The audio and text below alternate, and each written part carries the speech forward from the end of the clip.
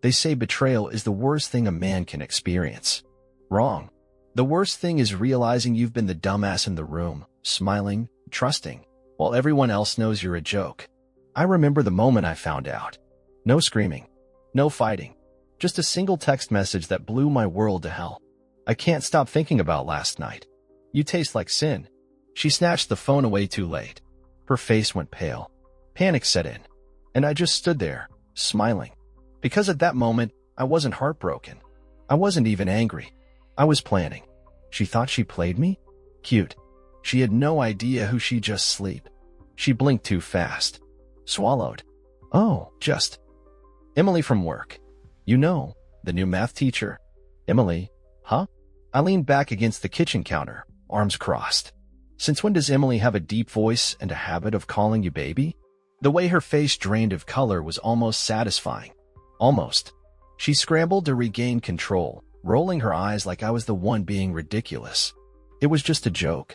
Some of the teachers mess around like that. I didn't react. Just let the silence stretch between us, watching as she squirmed under the weight of it. She was testing me, waiting for me to drop it, to laugh it off like some naive husband who trusted his wife blindly. But I wasn't that man. Not anymore.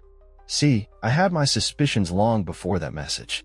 The late nights at school, the extra staff meetings, the way she suddenly started taking extra care with her appearance on Mondays, the same days he held private mentor sessions for select teachers.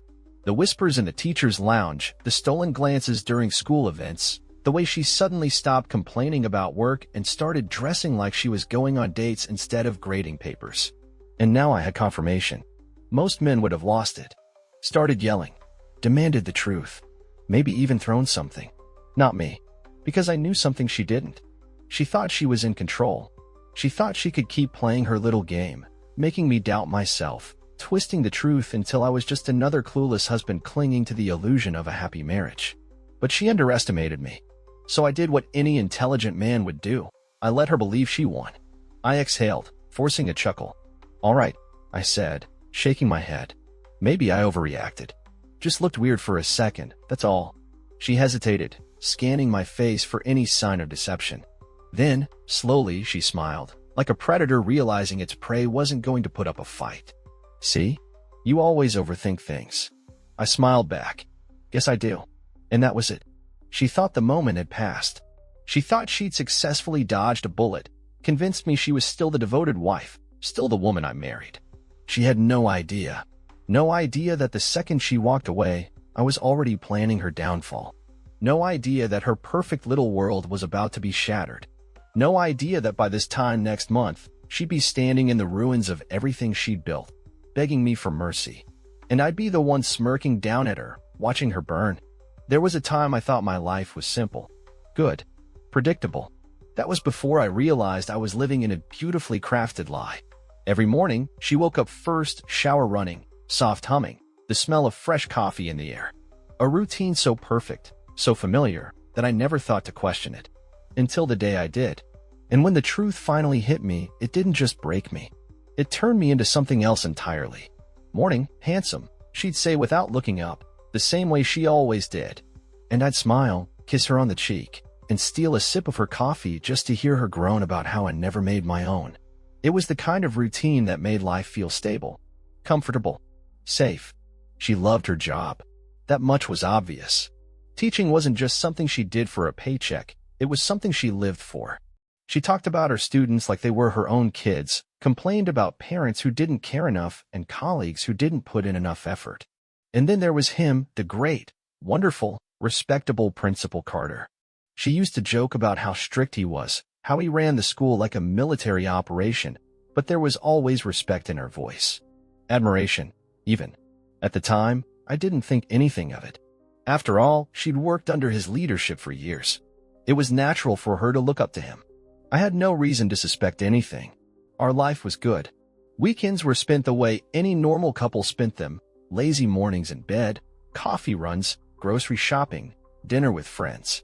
We hosted game nights, went on road trips, planned vacations that we never quite got around to taking. We had inside jokes, shared playlists, movies we rewatched every year just because they reminded us of when we first started dating. I wasn't blind. I knew that after years of marriage, Things weren't as fiery as they used to be. The honeymoon phase had faded, replaced by something steadier. But that was normal, wasn't it? Passion turned into partnership. Late-night talks turned into comfortable silences. She still kissed me before leaving for work. Still held my hand when we walked together. Still curled up next to me on the couch at night. So no, I never thought she was unhappy. But looking back, the signs were there. They were always there. The new outfits, more fitted, more stylish. Just felt like changing things up, she'd said. The gym membership. I just want to feel healthier, she told me, brushing off my joking comment about how she never cared for working out before. The sudden enthusiasm for staying late at school, for putting in extra effort when she used to complain about being overworked. Even the way she started sleeping differently, closer to the edge of the bed, like she was unconsciously creating distance between us. At the time, I chalked it up to stress, to change, to the natural ebb and flow of relationships. I trusted her. And trust makes you blind. I can't remember the last time I let my guard down the way I did back then. The last time I thought love was something unbreakable, something that couldn't be taken away from me with a single mistake. I used to believe that if you built something strong enough, nothing could destroy it. But that's the thing about betrayal. It doesn't hit like a hurricane, tearing through your life all at once. It seeps in slowly, unnoticed, until one day, you look around and realize the walls are already crumbling. It started with something small, something so insignificant that most men wouldn't have even noticed. A laugh. Not just any laugh, her laugh. The kind I hadn't heard in years. Full, unguarded, effortless. The kind of laugh she used to have when we first started dating, when everything was new and exciting, when we'd stay up until 3 a.m. talking about nothing and everything at the same time. I heard it one evening while she was on the phone. I was in the kitchen, pouring myself a drink, and she was in the living room, half turned away from me, phone pressed to her ear. I wasn't even paying attention at first, until that laugh cut through the air like a blade. Something about it felt wrong. Not because she wasn't allowed to laugh, not because I expected her to be miserable or robotic when talking to people, but because it wasn't the laugh she used with me anymore. With me, her laughter had become softer, shorter, more routine. The kind of laugh that was more about acknowledging a joke than actually enjoying it. But this was pure amusement. She lowered her voice after that, turning her body even more away from me, her words becoming a soft murmur. I kept pouring my drink, pretending not to notice, but my brain was already working through possibilities. Who the hell was she talking to? She ended the call a minute later, setting her phone down on the couch, and walked into the kitchen like nothing had happened. I studied her face, looking for some kind of clue, some small tell. Nothing. Who was that? I asked, keeping my tone casual. She didn't even hesitate. Emily. Emily again. The same name she had thrown at me that morning when I saw the message. I nodded, sipping my drink. You two are talking a lot lately. She shrugged, reaching for a glass. We've just gotten closer. She's really funny, actually. You'd like her. I said nothing. Just watched as she poured herself a drink, taking a slow sip like the conversation was already forgotten. I wanted to drop it. Wanted to tell myself that I was being paranoid, reading too much into something meaningless. But then I saw it. Her phone, lying face down on the couch, just a few feet away. She had never been the type to be secretive about her phone. She used to leave it anywhere, on the counter, on the nightstand, in the bathroom while she showered. I had never once seen her worry about me looking at it. But lately, it was always face down. I hadn't thought much of it before. But now I was starting to wonder. I leaned against the counter, watching her. You two planning something? She blinked. Huh. You and Emily. You've been talking a lot, laughing a lot. You never used to talk about her, and now she's suddenly your best friend. She smiled, shaking her head. You're being ridiculous. That was the moment. That exact moment. The way she said it. The way her smile was just a little too forced, a little too quick. Like she had already decided how to shut me down before I could even ask another question. That's when I knew. Not the full picture, not the details, not the who, when, or how. But I knew something was there, and I wasn't about to let it slide. I stopped asking questions. Stopped pushing. Stopped acting like I cared. That was the key. If I wanted the truth, I couldn't afford to make her defensive. I had to let her think I believed her, that I was the same trusting husband she had always known. And for that, I needed patience. So I played along. I smiled when she told me about her staff meetings, nodded when she said she'd be home late because of lesson planning, pretended not to notice when she suddenly started taking her phone with her everywhere, even to the bathroom. It was almost amusing. Almost. She thought she was being discreet. Thought that tilting her screen away when she texted, putting her phone on silent, and switching to Face ID instead of her usual 4-digit password would be enough to keep me in the dark. But the thing about cheaters? They always think they're the smartest person in the room. They never consider that the other person might be smarter. So I started watching. Really watching. Her patterns had changed. She was no longer the woman who collapsed onto the couch after work, complaining about how exhausting her students were. Now she came home energized, humming under her breath, checking her phone the second she walked through the door. Some nights, she'd go straight to the shower before even kissing me hello, an obvious attempt to wash off the scent of wherever she'd been before coming home. She had started wearing perfume to work again. Expensive, floral, seductive. The same one she used to wear on our date nights years ago. I hadn't smelled it on her in ages. Now, suddenly, it was part of her daily routine. I needed proof. Hard evidence. Not just suspicions. So I set up small tests. Nothing obvious. Just little traps to see how deep the deception ran. One evening, as she was leaving for a late-night meeting, I casually asked which teachers would be there. She gave me 3 names. 3 women. Later that night, I checked the school's faculty group on Facebook. 2 of those women had posted photos of themselves at a restaurant across town at the exact time she was supposedly with them. Interesting. Another day, I mentioned that my own work schedule had changed, that I'd be coming home earlier now. I watched her reaction closely. It was subtle, but it was there. A flicker of something in her eyes. Mild panic. Calculations being made.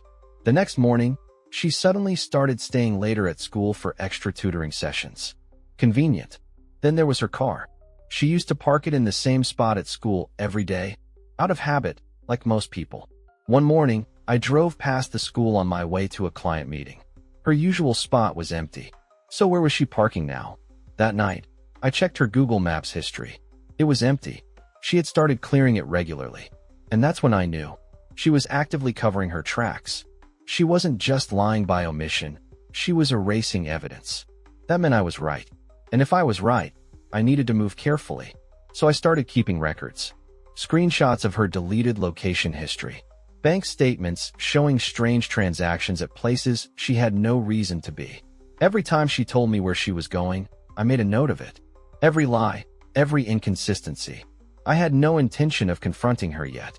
That would be playing into her hands. She would deny, gaslight, flip the script. No, if I wanted to destroy her, I needed her to think she was still in control. So I smiled, kissed her goodnight, told her I loved her, and waited for her next mistake. The truth didn't come in some grand, dramatic moment. No fireworks, no screaming confrontation.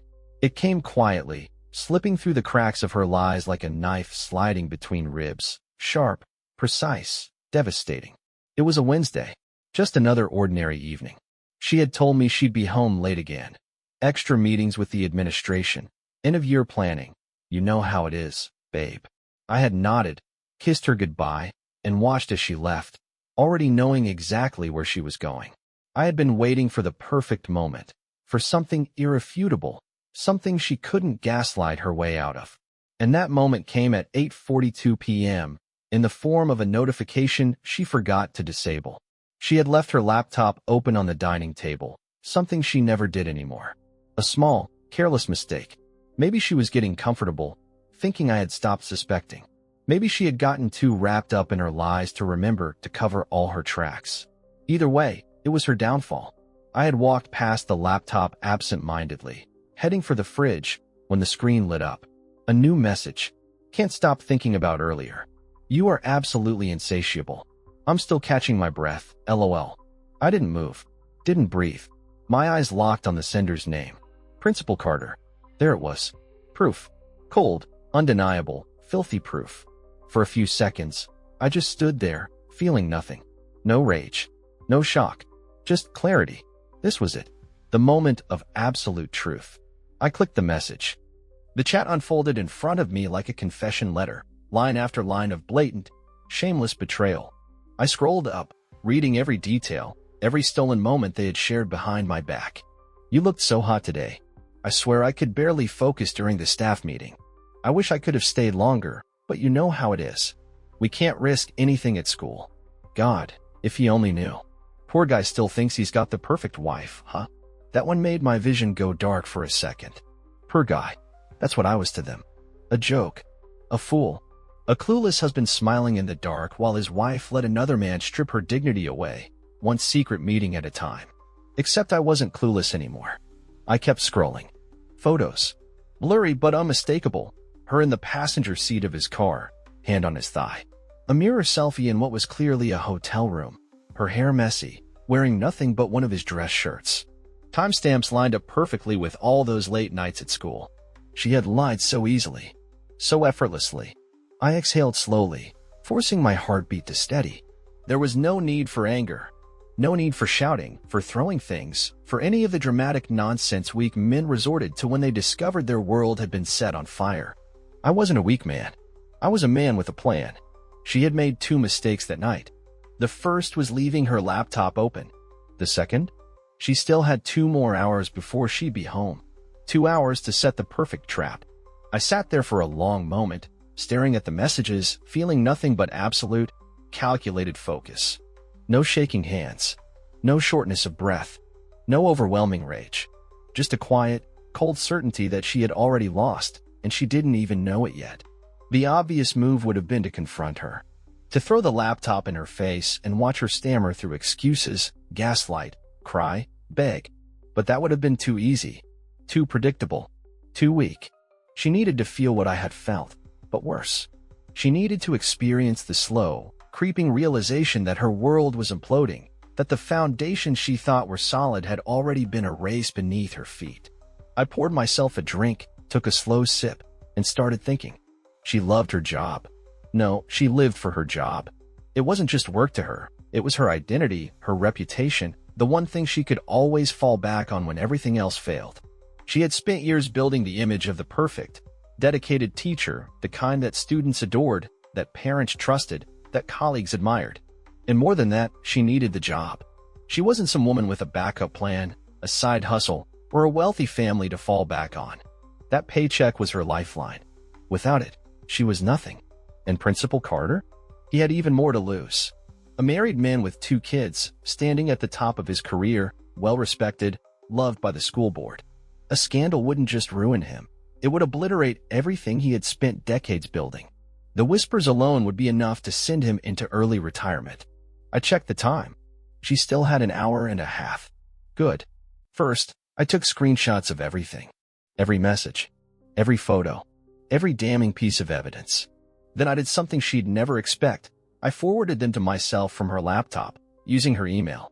That way, there would be no denying where they had come from. If she tried to claim I had fabricated them, she'd have no ground to stand on. Then, I scheduled an email, one to the school board, one to the PDA, one to the superintendent, each one with the same subject line. Urgent concern regarding staff conduct, and a neat little attachment of every disgusting secret she thought she had hidden. But I didn't send them immediately. No, that would be too simple. Instead, I scheduled them to go out at 8 a.m. the next morning, right as she and Carter would be arriving at school, oblivious to the storm about to crash down on them. Next, I prepared for her downfall at home. I locked my personal accounts, froze joint ones, and transferred all the money out. Legally, of course. Just enough to make sure that when she inevitably tried to pull the "we need to talk about this" card, she'd realize she no longer had access to anything. Then, for the final touch, I grabbed the single most personal thing she owned, her meticulously crafted teacher portfolio. The one she had spent years perfecting, filled with glowing recommendations, student achievements, lesson plans. The thing she would need to ever get another job again. And I deleted every single file from our shared drive, permanently. Gone. I checked the clock. 20 minutes. I sat back, letting the weight of it sink in. By the time she walked through that door, her career was already over. Her reputation was already destroyed. Her entire future was already gone. She just didn't know it yet. But she would. And I was going to enjoy every second of it. The moment she walked through the door, I knew she had no idea her world was already in ruins. She tossed her bag onto the chair like always, stretching her arms above her head, looking relaxed, satisfied, completely at ease. It made me sick. "Long night?" I asked, keeping my voice neutral, casual, like I was just another oblivious husband making small talk. She smiled, a real, genuine smile. "Yeah, you know how it is. Meetings, lesson planning, grading. Just so much to do before the end of the term." I nodded, watching her carefully. Not a flicker of guilt. Not a moment of hesitation. She had lied to me so many times, it had become second nature. But that was fine. She thought she was in control. She had no idea what was coming.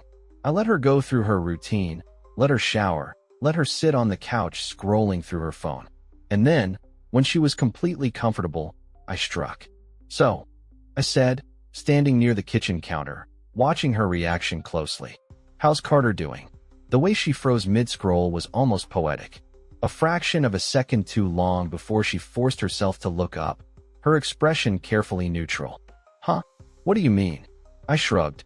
"Just asking. You've been spending a lot of time with him lately." She laughed, too quickly. "He's my boss. Of course I spend time with him." "Right?" I said, nodding. "I was just wondering because, you know." I pulled my phone from my pocket and scrolled for a second before turning the screen toward her. "He sent you this." Her face went white. The screen showed the very last message he had sent, the one she had carelessly left on her laptop, the one I had forwarded to myself. For a second, she just stared at it. Then, like the coward she was, she tried to play dumb. "I don't know what that is." "You don't?" I tilted my head, feigning confusion. "Because it looks like a message from your boss telling you how much he enjoyed screwing you today." Her throat bobbed. "That's not what it looks like." I smiled. "Really?" "Because I took the liberty of checking. And, turns out, it's exactly what it looks like." She didn't have a response. Not right away. I could see her brain working, trying to figure out the best move. Should she deny? Cry? Flip it back on me? Then she must have realized the usual tactics wouldn't work, because I wasn't reacting like a man in pain. I wasn't screaming or breaking things. I wasn't asking why. I was calm. Too calm. She shifted on the couch, her voice suddenly soft, almost pleading. "Babe, let's talk about this." "Oh, we will," I interrupted, cutting her off coldly. "But before that, I need you to check your email." She hesitated.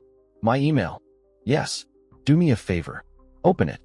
Her fingers trembled as she reached for her laptop.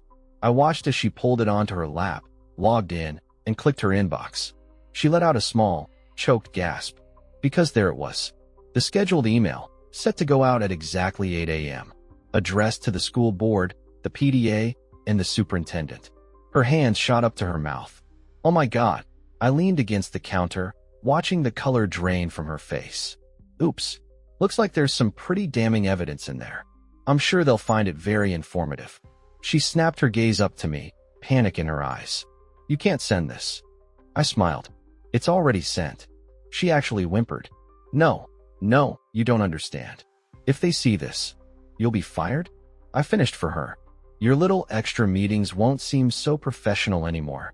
Tears welled up in her eyes, but I felt nothing. Not a sliver of sympathy. She had made her choices. Now, she was going to live with them. She shot up from the couch, gripping my wrist. "Please, we can fix this. Just don't let them see it. We can talk."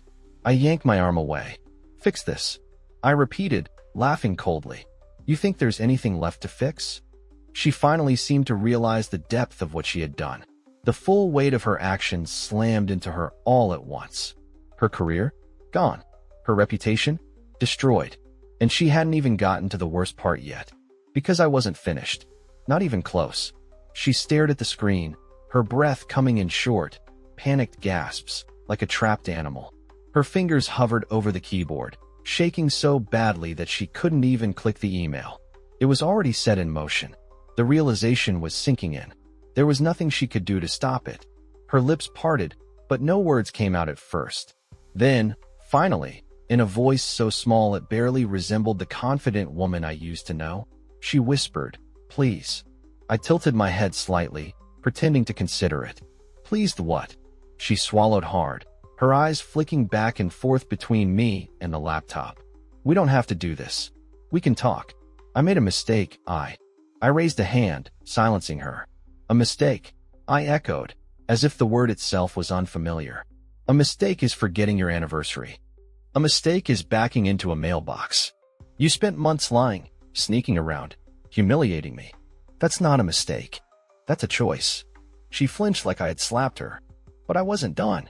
Let me ask you something, I continued, stepping closer, lowering my voice just enough to make sure she felt every word.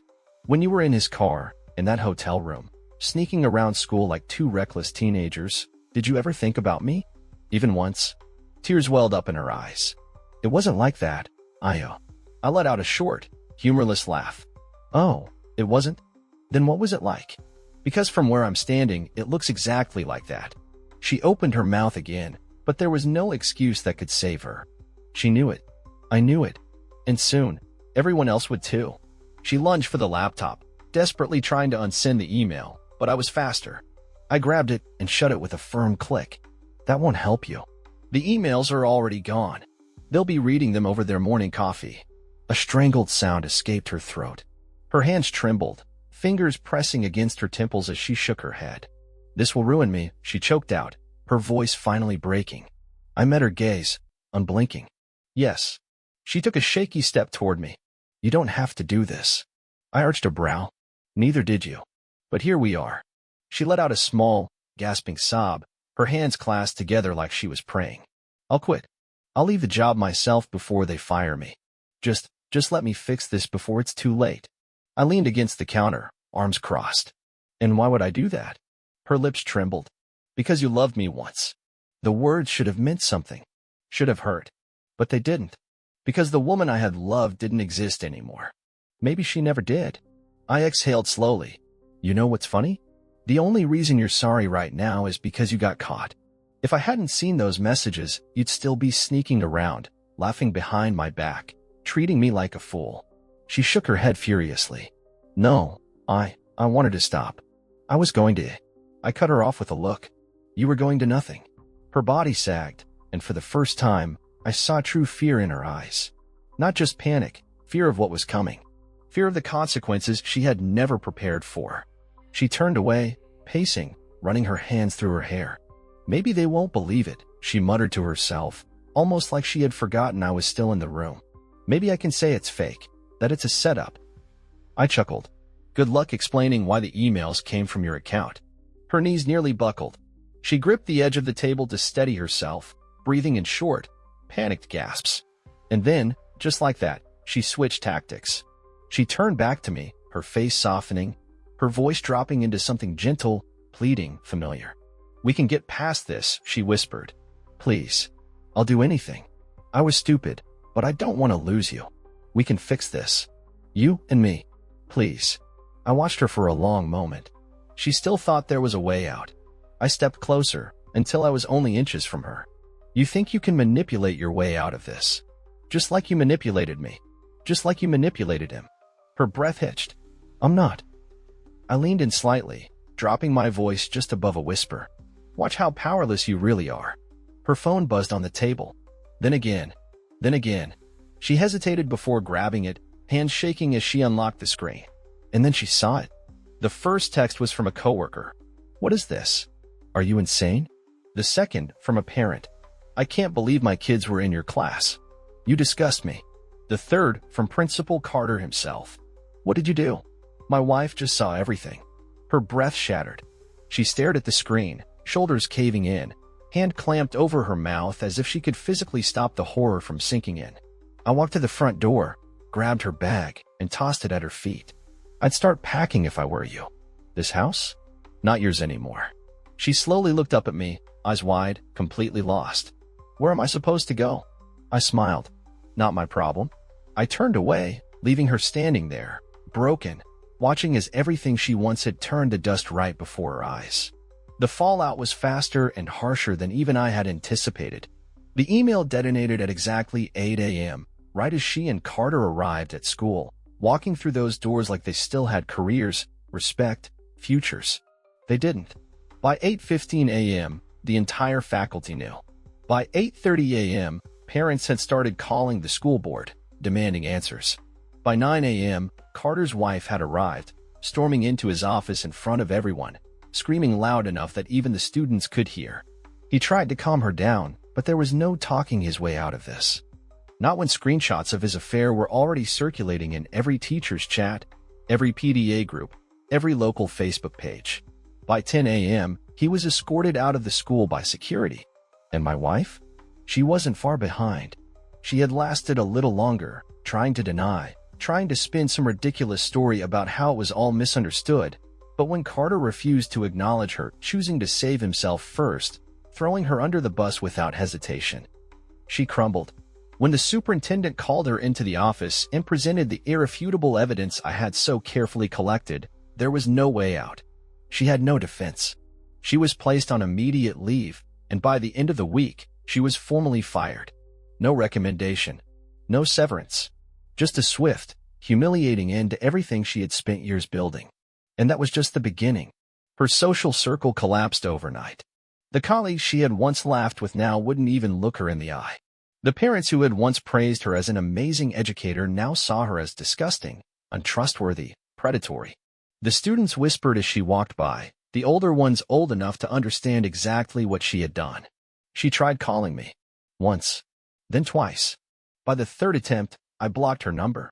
She tried showing up at the house, standing outside the front door, knocking frantically like she still had any right to be there. I didn't answer. I let her stand there, humiliated, ignored, completely powerless.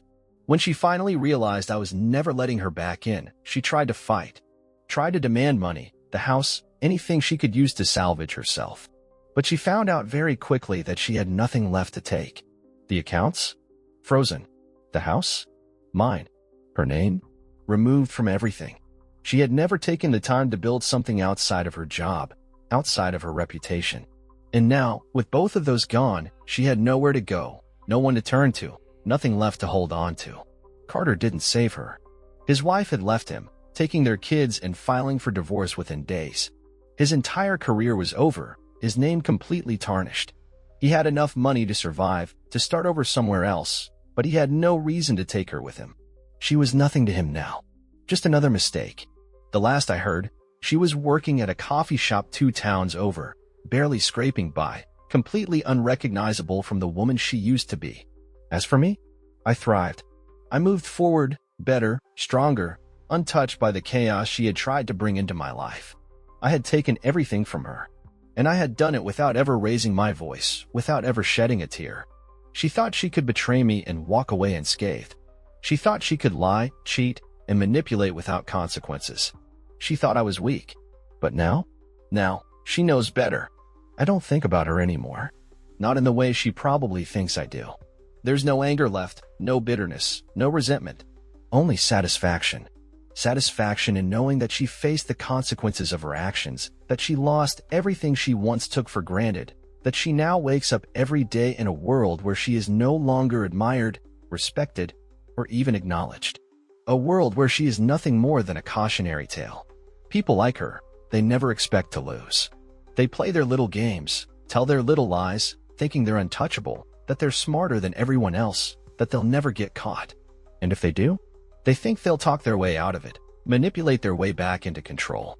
They never consider that the person they're betraying might be watching, learning, waiting. She used to think she held all the cards. Now, she doesn't even have a seat at the table. I wonder sometimes what goes through her head when she lies awake at night. Does she regret it? Does she wish she had done things differently? Does she even fully comprehend the depth of what she lost? Or does she still tell herself some comforting little lie, some version of the story where she was the victim, where I was the villain, where she was somehow justified? It doesn't really matter. She can tell herself whatever she wants. The reality doesn't change. She's alone, forgotten. A name that people whisper about in hallways, a scandal that still lingers in the air long after she's gone. And me? I walked away without a scratch. If I had confronted her that night, if I had let my emotions take over, maybe things would have been different. Maybe she would have found a way to flip the narrative, to make herself the victim, to leave me looking like the cruel, heartless one. But instead, I let her fall into her own trap. I let her lies destroy her. I let her wake up one morning thinking she was in control, only to watch as everything she built came crashing down around her. It wasn't luck. It wasn't coincidence. It was calculated, deliberate, inevitable. Some people might say I went too far, that I should have just walked away, let karma do the work. But here's the thing about karma, it's slow. And I don't believe in waiting around for the universe to set things right. She made her choices. I made mine. And I would do it all again. So tell me, if you were in my place, what would you have done?